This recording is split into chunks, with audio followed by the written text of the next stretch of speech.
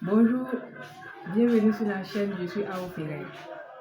Alors aujourd'hui, je vous avais annoncé tantôt que j'allais faire une vidéo sur comment obtenir un visa en tant que travailleur. C'est le cas maintenant.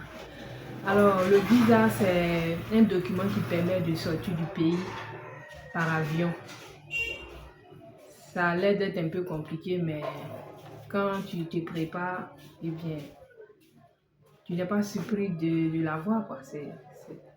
Il faut juste se préparer, c'est tout. Il faut réunir tous les documents qu'il faut pour ne pas être surpris le jour où on ira pour voir le résultat, si le visa a été accordé ou non. Alors de ce fait, moi je suis allée en France et j'ai fourni une liste de documents pour pouvoir obtenir le visa. Je l'ai fait une seule fois et puis bon, ça a marché. Mais dans mon cas, je ne suis pas allée en tant que travailleur, je suis allée en tant qu'entrepreneur. Mais ça, ce sera l'objet d'une autre vidéo. Voilà. Pour le moment, pour avoir le visa en tant que travailleur, il faut une liste de dossiers. Alors j'ai fait la liste. Bon, j'ai pas pu retenir tout. Alors j'ai fait la liste. Il faut 2 photos biométriques. Je rappelle que le jour où vous allez partir demander votre visa, vous aurez besoin de déposer d'autres photos encore là-bas.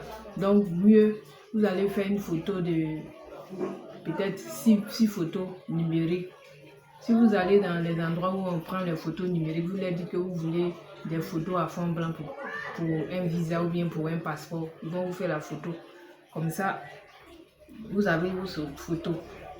Donc, il faut au moins 2 photos biométriques. Mais vous faites les... Bon, on ne fait pas 2 photos. En réalité, c'est minimum 4 ou bien 6 ou bien 8, un truc comme ça. Donc, vous faites vos photos. Ensuite, vous avez besoin d'une attestation de travail. C'est un document qui atteste que vous êtes engagé dans une entreprise.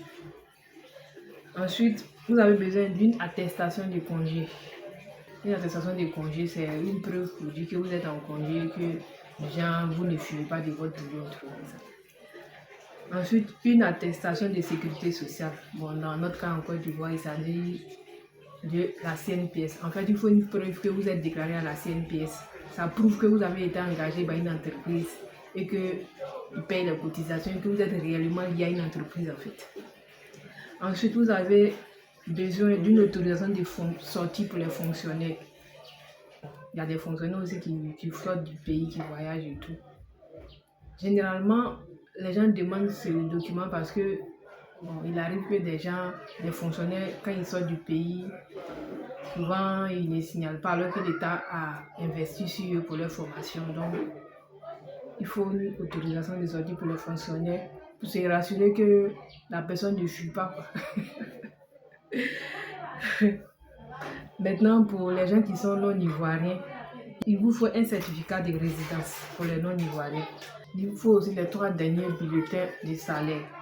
Tout ça, c'est pour prouver que vous êtes vraiment un travailleur et que vous êtes lié à une entreprise en fait. Ensuite, les 3 derniers mois du relevé de compte bancaire. C'est pour voir combien vous avez dans votre compte bancaire. Est-ce qu'il y a eu des mouvements pour se rassurer que ce n'est pas un truc qui est flou, que peut-être vous arrivez à fabriquer un compte fictif pour pouvoir peut-être sortir du pays.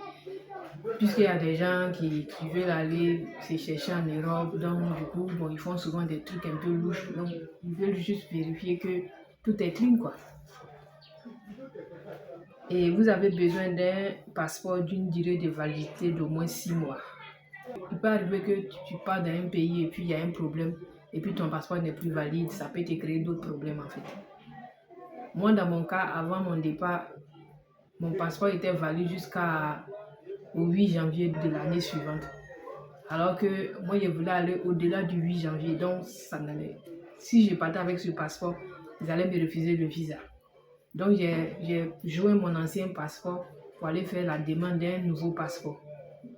Voilà. Maintenant, vous avez besoin de la photocopie de la pièce d'identité aussi. Vous avez besoin de ça pour compléter la liste des documents. En plus de ces documents, il vous faut l'attestation du billet d'avion. En réalité, bon, ça, c'est pas le billet d'avion en tant que tel. Si peut-être vous êtes parti dans une agence de voyage, la liste qu'ils vont vous donner, ils vont vous donner la même liste. Voilà. Maintenant, le certificat de billet d'avion, par exemple, moi, en allant, je suis partie avec Air France parce que bon, je partais en France. Donc, prendre Air France, c'est encore plus facile parce que c'est la compagnie du pays dans lequel je me rendais. Voilà. Donc, tu peux aller à Air France. Ils ont une agence Air France à côté de l'hôtel Ivoire, à Cocody, l'hôtel Ivoire à Cocody. Il y a une sorte de centre commercial. Là-bas, il y a une agence Air France là-bas. Tu vas, tu leur dis que tu as besoin d'une attestation de billet d'avion. Ils vont tirer par rapport au jour auquel peut-être tu vas te rendre là-bas. Par exemple, nous sommes en septembre.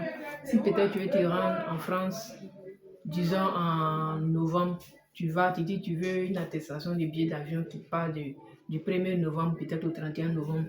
Ils vont tirer l'attestation pour donner le vol qui correspond à ça. Et puis tu joins ça à la liste des documents que j'ai déjà donnés auparavant. Ensuite, vous avez besoin d'une assurance voyage. Une assurance voyage, c'est pour couvrir vos frais médicaux ou bien d'autres choses après votre voyage parce qu'il peut arriver n'importe quoi.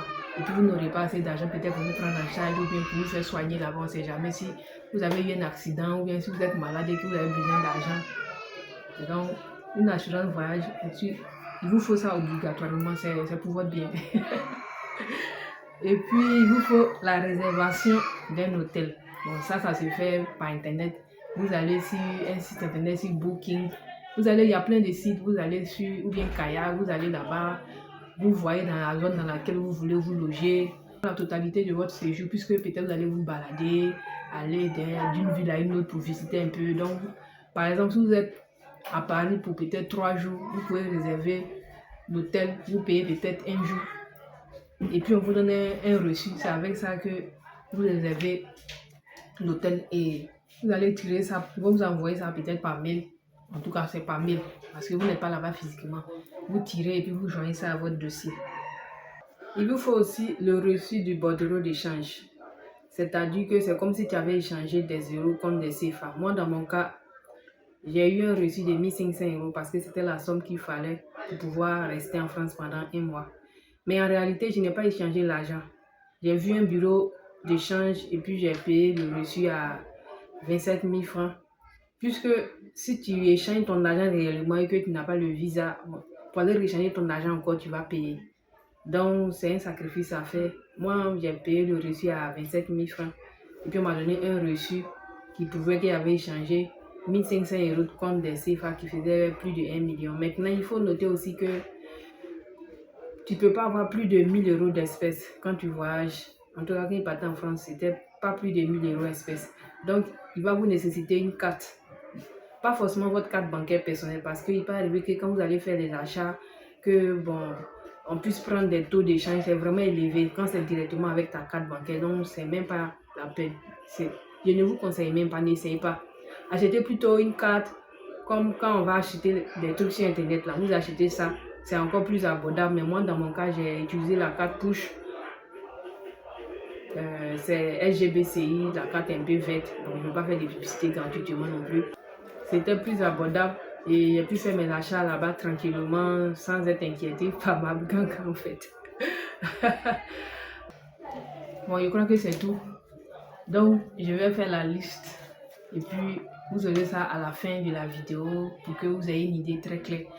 J'oubliais, avant de pouvoir aller au rendez-vous pour le dépôt de dossier, vous devez prendre un rendez-vous. En Côte d'Ivoire, par exemple, c'est la structure VSF qui s'occupe de ça, qui s'occupe du côté visa et tout. Donc, vous allez sur le site de VSF Côte d'Ivoire, vous tapez que vous voulez prendre un rendez-vous pour aller déposer votre dossier à VSF ou une demande de visa et puis vous signalez le pays dans lequel vous allez. Il y a une procédure à suivre là-bas pour pouvoir prendre le rendez-vous. Mais si peut-être c'est un peu complexe pour vous, vous pouvez voir une agence de voyage, mais vous allez payer de l'argent encore pour pouvoir faire tout ça. Donc, je crois qu'avec un peu de volonté, si vous regardez des vidéos YouTube qui expliquent un peu comment ça se passe, vous pourrez vous-même vous occuper de ça. Avec tout ce qui vous est donné là, vraiment, normalement, vous devez être capable de pouvoir faire la chose. La seule chose peut-être qui va être un peu complexe, c'est aller prendre un rendez-vous sur VSF, mais je crois que c'est pas bien compliqué. Vous allez sur le site VSF, vous réservez, vous remplissez, il y a des questions qui vont vous poser, vous allez remplir certaines questions. En tout cas, vous devez remplir des trucs là-bas. Une fois que c'est fait, vous choisissez la date de vos rendez-vous. Souvent, vous pouvez choisir souvent aussi la date un peu compliquée. Peut-être c'est déjà bloqué parce qu'il y a beaucoup d'hommes qui voyagent. Donc, on peut vous dire peut-être il reste peut-être tel jour qui est disponible pour ce mois de peut-être octobre pour pouvoir prendre le rendez-vous.